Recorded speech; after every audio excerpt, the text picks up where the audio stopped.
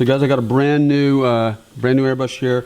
I'm gonna use this tool I've got that we sell that removes this part, so it goes in there, inserts like that. Let's hang on to it, and we're gonna unscrew it like that. Okay, gently. Be careful. There's a spring in there. If you don't want to let it fly out. So let's take it out. There we go. There it is. That's the old spring. The old spring naturally is kind of a golden color, and that's a lot of tension on this spring, so we don't want to use that. Let's just throw that away. Just kidding. I'll set it aside.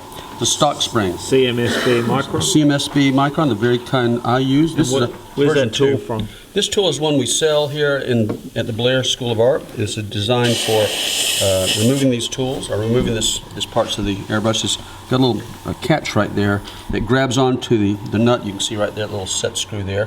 And this grabs onto it and holds onto it so that you can insert that and take it back out. The only thing I really need now is the spring. So let's grab the spring, which is where? In there. Okay, let's take it out. This one came directly from my school, and it actually has another set of pliers here. Oh, sorry, it's got a set of tweezers here that you can use, and the spring is in here.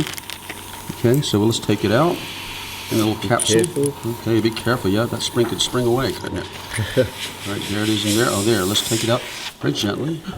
There it is. Now this spring's a different coloration. This is the softest spring made on the planet, okay, for airbrushes, for this airbrush anyway. And it was made, I guess, or designed probably a couple of decades ago. It is modeled after my old airbrush, which had a worn out spring, and we showed it in Germany in the 80s, and everybody wanted to have one, so we decided to put it on there because it reduces finger fatigue. So this is the original soft spring. So I put it on here like that. We'll just insert it in there like that, drop it in there, then we'll take this tool, we'll make sure we're square with it, okay? I'm not squared, I'm running it around like that, little spring sprung. See, the good thing is that tool is holding on to it, which I need. So let's get in there and try this again, okay? And if the trigger sticks down? If the trigger sticks down, that means that you've got some dirt in there. And I'm just screwing this back in here like that. Oops, didn't do that right there. Don't ruin the painting? No, it's going to help the painting, I think. There we go. So I'm trying to make sure it's not cross-threaded. That's important. So don't tighten it too much. Really, it's the only area of the airbrush that you really need a tool for. The rest of everything should be hand-tightened. I don't want to use tools on the airbrush because it'll distort and break things. So let's go ahead and try the trigger. Okay, it's definitely in there. Let's go ahead and take this apart and see what we can do with it now. Okay, I'm going to remove the needle like that, and I'm going to take this. I'm going to loosen this up a little bit. Let's take the old trigger out, which is really tall. The tall trigger is not quite as good for our finger as the short one. Now, the way you tell where the back of the trigger is, there's a little notch in the back of the trigger. That's how you judge where the front and back are. You see the notch right here at the bottom of the screen. I'm going to take it in here and I'm just going to twist it like this, set it in there like that, and voila, we have it. It's a soft spring. Look how soft it is. I can almost look at it and it lays down. And if it ever gets sticky, one of the problems with that is that you've got some debris or dirt and a little plunger on there. Sometimes there's a plunger that's at the bottom. It's right in here.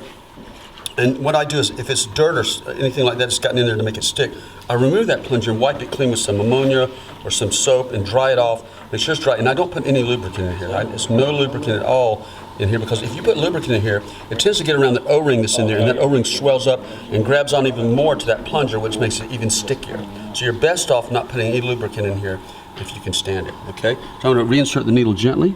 Let's see, get that in there very gently. Just put it in there. It shouldn't be hard to do. Fortunately, we've got that open area right here. We can see the needle actually passing through there. Push the needle forward until it seats right there, gently. Sometimes I'll spin it slightly as I seat it, like in lapping it. And now we're ready to go. This is beautiful. And it'll tighten this back up. This is the tensioner here. We'll tighten that up a little bit. I really want to keep that as loose as possible. Let's see how loose we can get away with it. Because now it's a very soft spring, and it's a short trigger. Now, the reason I like short trigger is because when you're holding an airbrush or working it like this traditionally, the muscle you're using is in your forearm, okay? The back of your forearm. It's not a very coordinated muscle. So I hold my airbrush like this, lay my finger across the top of it, and squeeze it like that. I noticed that the trigger only travels a little bit there, and that's what I want, because for detail, you only need to move the trigger just a small amount, just a fraction of a millimeter.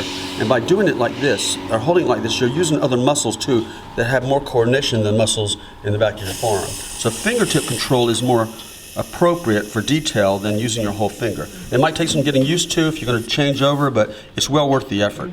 And the shape of the trigger as well. Yes, you see we shaped it because the edges need to be rounded off, because if you look at the old trigger, this is the square trigger, this actually caused a little bit of an injury for people holding like that, because these corners right there dig into your finger and actually cause little dents in the finger. So it's better. There is a nice advantage to having this rounded off on the front of it, so I do like that. But these back corners, they're torturous. And also, when you have a taller trigger, you have more throw. And having more throw or more distance to travel means more work you've got to do when you're operating the airbrush. So by having so much throw like this, you actually get more finger fatigue. So I prefer a shorter trigger because it's less throw. Just like a Ferrari or any kind of sports car is going to have a short throw shifter.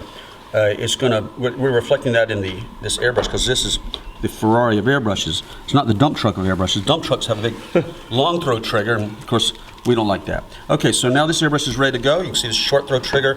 All we got to do is hook up the side cup to it, put the airbrush, put the air hose back on it, and we're ready to rock and roll. Okay. Cool, thank you. Sure, my pleasure.